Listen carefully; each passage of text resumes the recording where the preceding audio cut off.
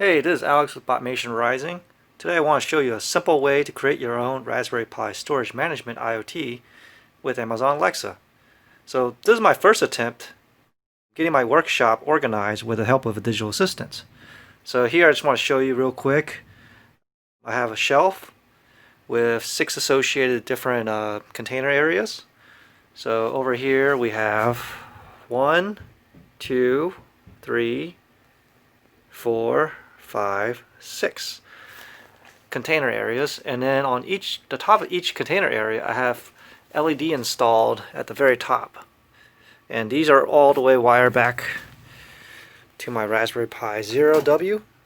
So there's no coding needed on the Raspberry Pi Zero W. You just need to configure it for remote GPIO. Just a lot of stuff. I'm trying to organize my workshop here. So I have various power cables, I got some wiring devices, I got miscellaneous wire junk in there too, power supplies, Raspberry Pis and combination locks, and various Raspberry Pi devices. And over time it gets a little frustrated, trying to figure out where exactly you put certain items. And I just figured this is a quick, short way of figuring out if I can just ask my digital assistant, where's the last time I put something? And here's my Raspberry Pi 3. So this is where all the code is at. It interfaces to AWS and locally has a CSV file and a Python script that runs everything here, and also communicates with the Pi Zero W that's in the storage room. So let's take a look at the a demonstration and later look at some code. Alexa, ask my storage, where is my paintbrush? I found matches for my paintbrush in bin 4. Alexa, ask my storage, where is my battery?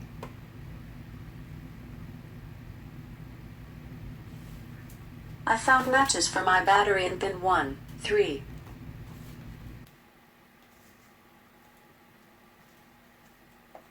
Alexa, tell my storage, remove from container 3 battery.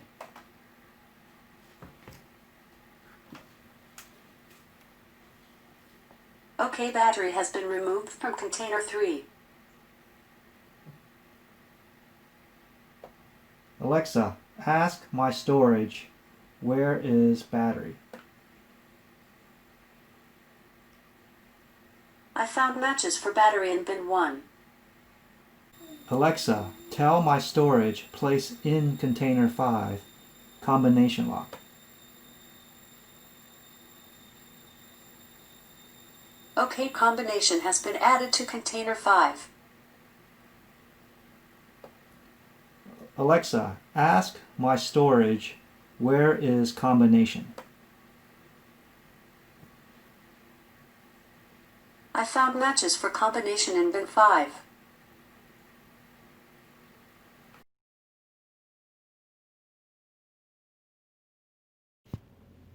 Okay, so on your Pi Zero, you need to go to Configurations, Interfaces, and Enable Remote GPIO.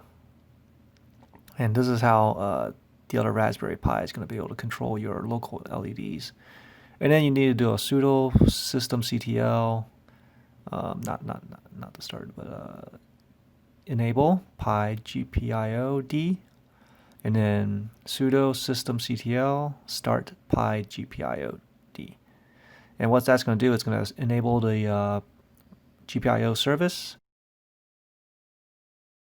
Okay, so after you're done setting up your Pi Zero W, you want to make note of your IP address for your Pi Zero. You're going to use it in the next segment, which you're going to need to download some code from my GitHub repository. The links are provided at the video descriptions on YouTube. So if you just go ahead and pause and just go to those links and download all the required scripts that are already pre-made for you guys. And for the script that says storage.py, you want to go ahead and open it up and scroll down to the section where it says Pi GPIO Factory. And here is where you enter the IP address of your Pi Zero. And that way, your Raspberry Pi 3, where you're actually running the storage.py script, will know where to go in order to turn on your LED lights. So the first thing you need to do is install Python GPIO 0. So you would type in sudo apt install python GPIO 0 python pygpio.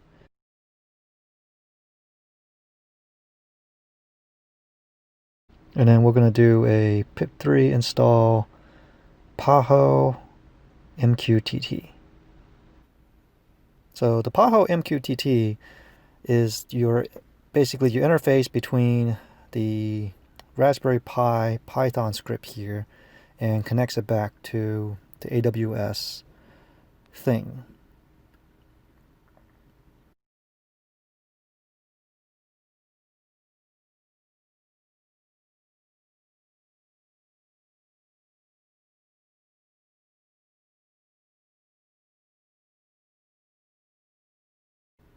Okay, next let's do a search for AWS console, and let's go ahead and click on my account, go to AWS Management Console, and under services just type in IoT, and we're going to click on IoT Core.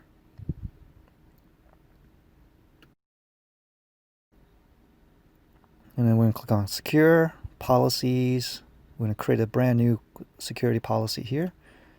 And we're going to call it Alexa 123-policy.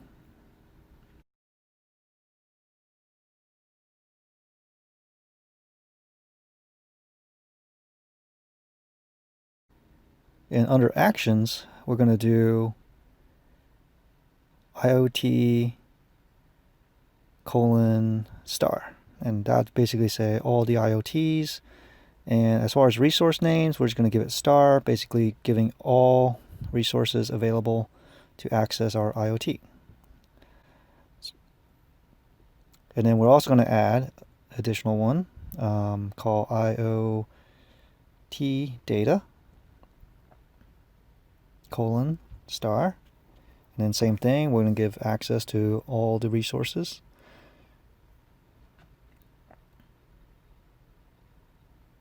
And this basically makes it really simple so that you're not trying to troubleshoot permissions issues later on. As you're getting your things working, you can then refine your policies.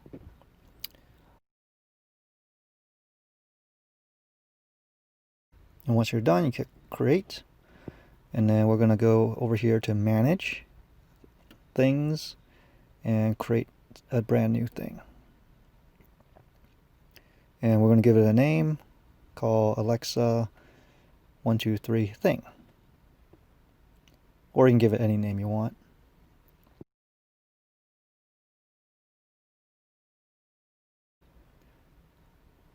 So next we're going to create a certificate. I'm going to use the first one called recommended. And you're going to need to download all these certificates to your Raspberry Pi or wherever you're running this Python script from. And we're going to activate the root certificate and download. And once you're done downloading, we're going to put them all into our script folder. We're also going to attach a new policy, the Alexa 123 policy. So when you attach the policy to the thing, it basically then gives everybody with IoT access to your thing. So that's something you should, once you get your program working, you need to refine that and get it a little bit more secure to something that you're more comfortable with. Next, we'll go under settings and go to custom endpoint. And we're going to copy that.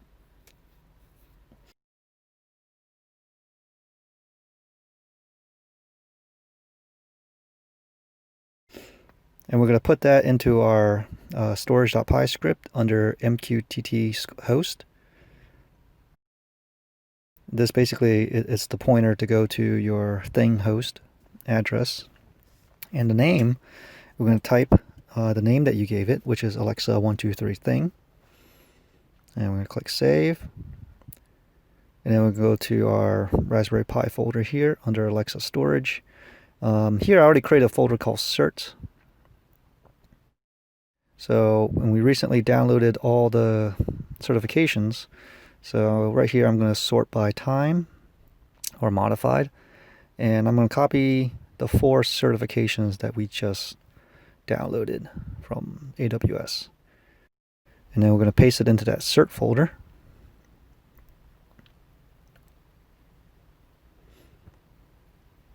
Okay, so the cert folder basically right in the RPI folder is where you have your Python script, and then under that is a folder called cert, is where we're keeping all the certifications. And in the Python script, you're going to find that we have a reference link to the cert folder to look for these certifications.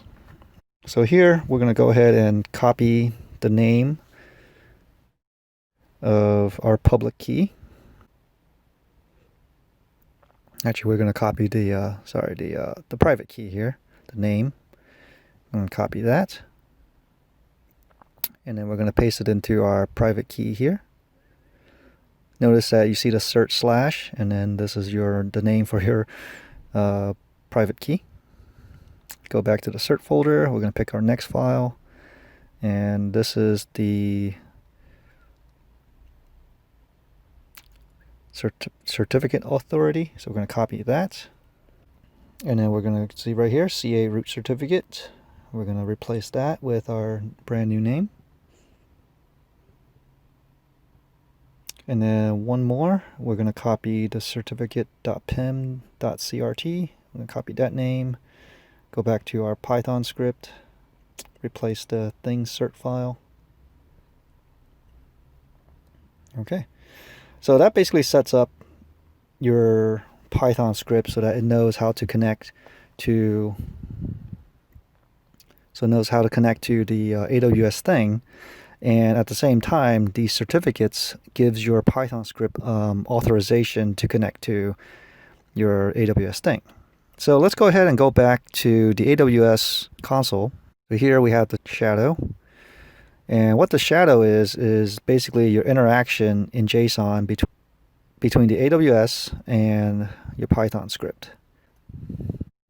So I am going to paste a generic basic JSON script right here.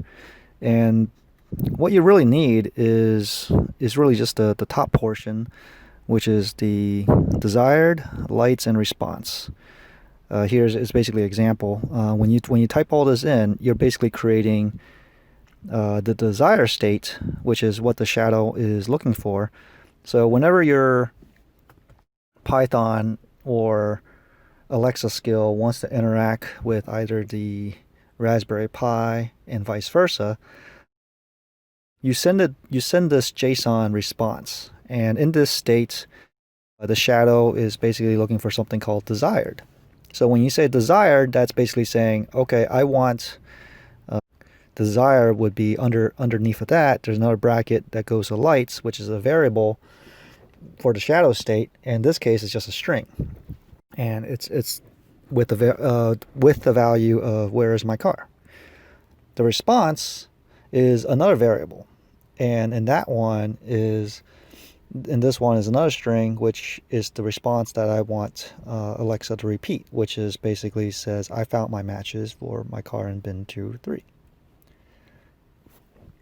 And then whenever the shadow receives it, it's going to acknowledge, and it's going to give you something called delta, which you saw a little bit earlier. There was a delta, but you'll see this live as it interacts later. And vice versa, you could have, whenever there's a new message update, let's say Alexa sends something to your Raspberry Pi. Your Raspberry Pi can then do a acknowledgement of saying, yes, I received it. So that all happens here in the shadow state. And let's go ahead and click save.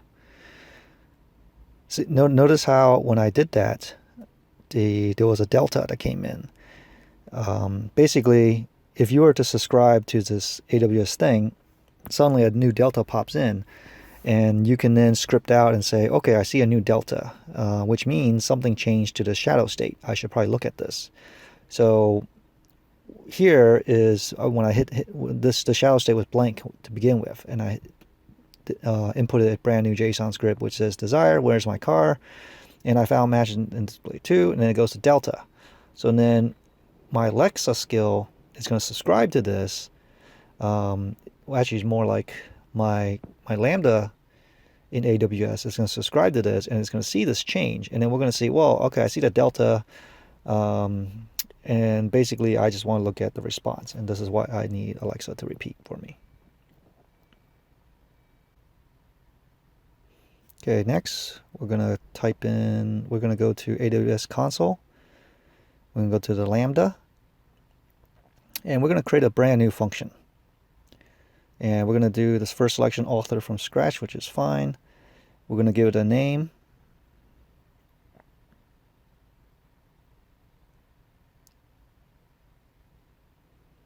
And we're going to call it Alexa Storage. And we're going to use Python 2.7. I am going to create a brand new role, brand new custom role.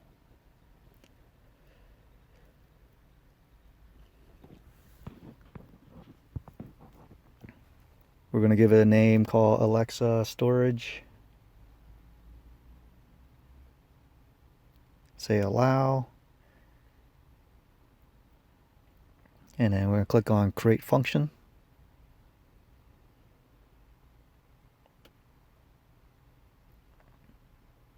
So here's the Lambda Alexa Storage function you just created. Right below, you can see that it has already inserted a basic hello world type script. And what you need to do is go to my GitHub repository and click on lambda function.py and copy the entire code.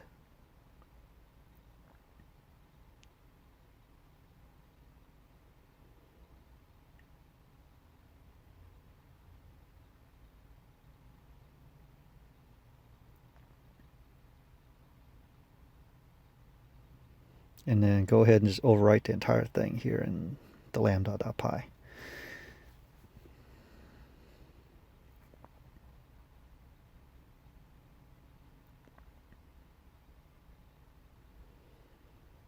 Okay. I'm going to go ahead and hit save.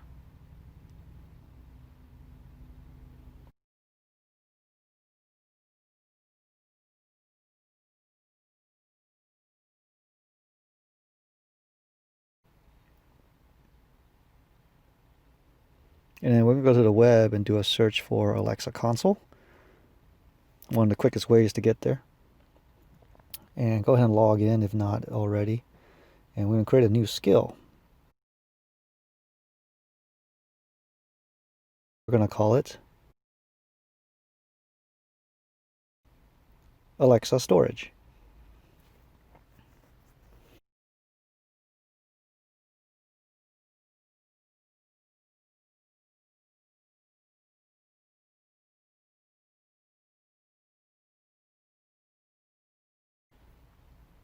And be sure your default language is set to your appropriate language that you're going to be using. Otherwise, you're going to have a hard time interacting with Alexa later. So we're going to click on invocation and give it a skill invocation name. And I'm going to say my storage. So this is how Alexa knows you're trying to invoke this particular skill. So in this case, I would have to say Alexa, my storage, and it's going to activate this particular Alexa skill.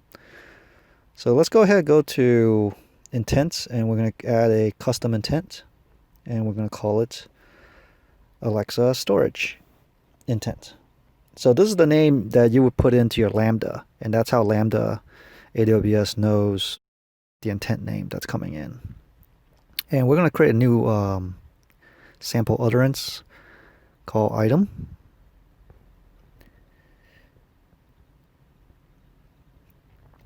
And we're just going to call it item down here. Hit the plus sign, and then we're going to assign it something basic like a Amazon.us city.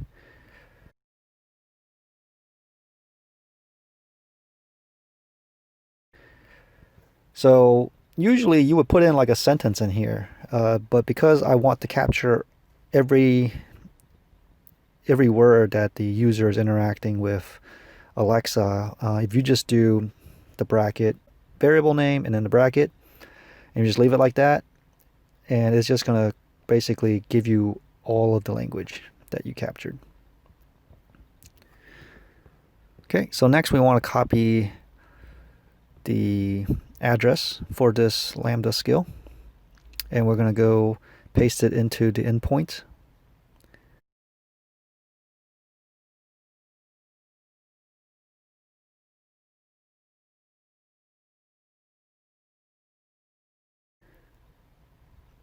And then we're going to do the same thing to the other side. So we're going to copy the skill ID.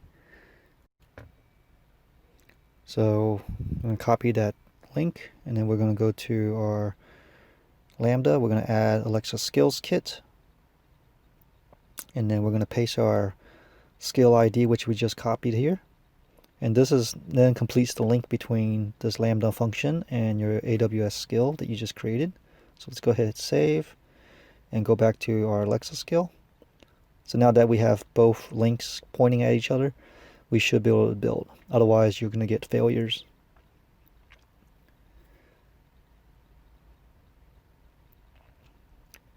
And if successful, you're going to see building was complete, which means now your Alexa skill is linked with your Lambda AWS program.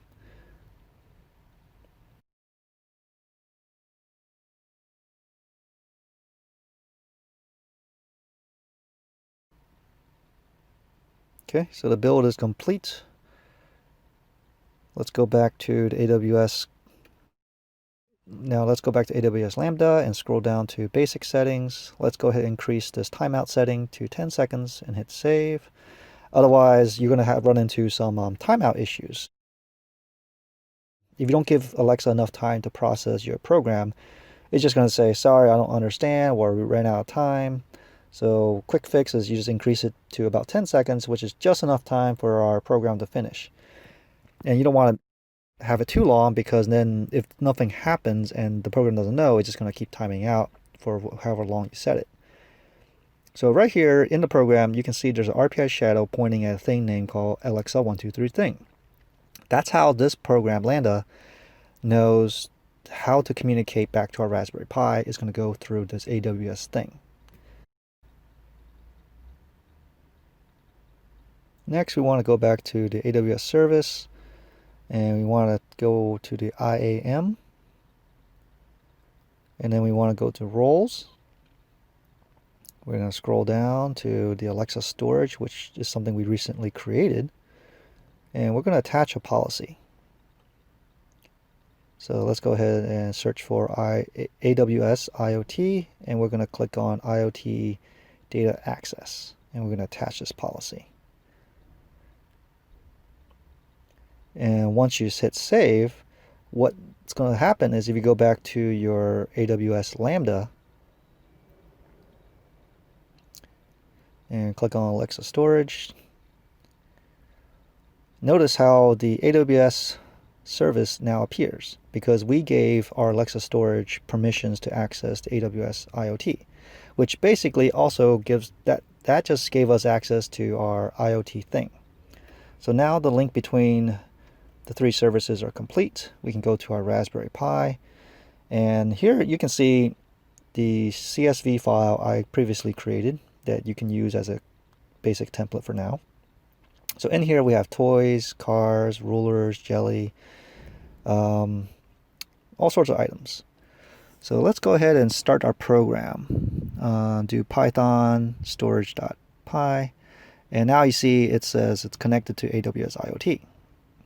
You can see some of the initial junk in here just because there's already a shadow input in there, but don't worry about that. Let's go also simultaneously open up Alexa Skills, and you can go ahead and click on the Test tab and type in a basic request, like ask my storage, where is my car? And here you see that it is it found it. There are 2 references to cars in 2 and 3. So it is correct. That's great. Let's do another request. Ask storage. Where is my bird?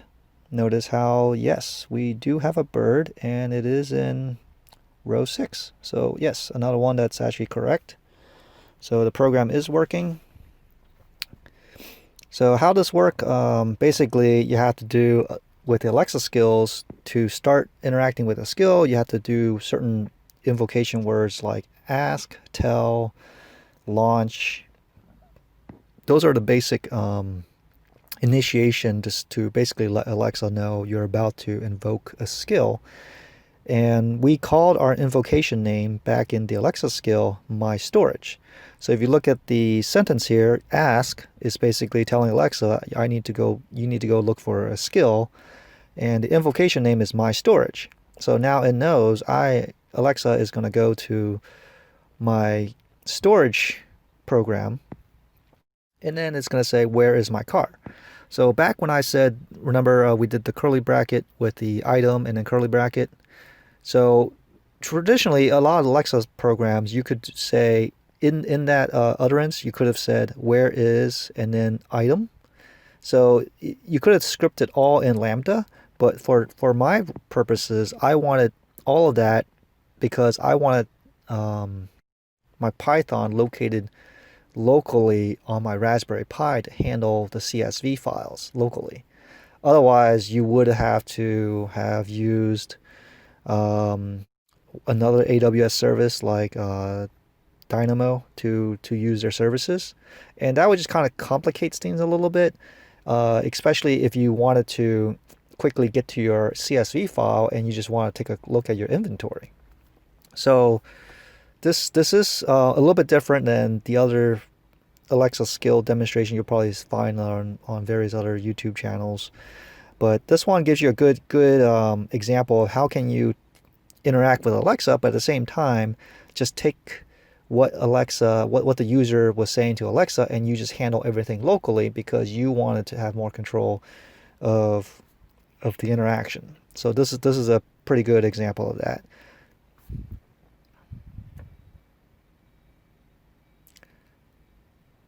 So here's another one you can do. You can do tell my storage, place in container 5, diamond.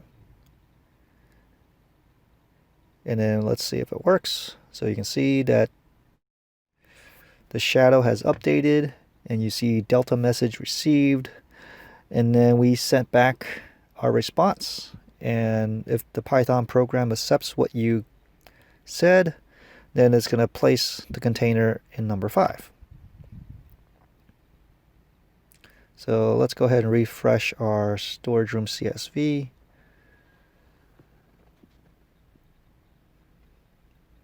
And you'll notice that diamonds was inserted into row 5, which is exactly what we wanted. So great. Okay, now let's see if it's still there. So ask my storage, where is my diamonds? There it is. I found matches for my diamonds in bin 5. Well, great. So now our program is working. Try a different one. Tell my storage, remove from container 5 diamonds.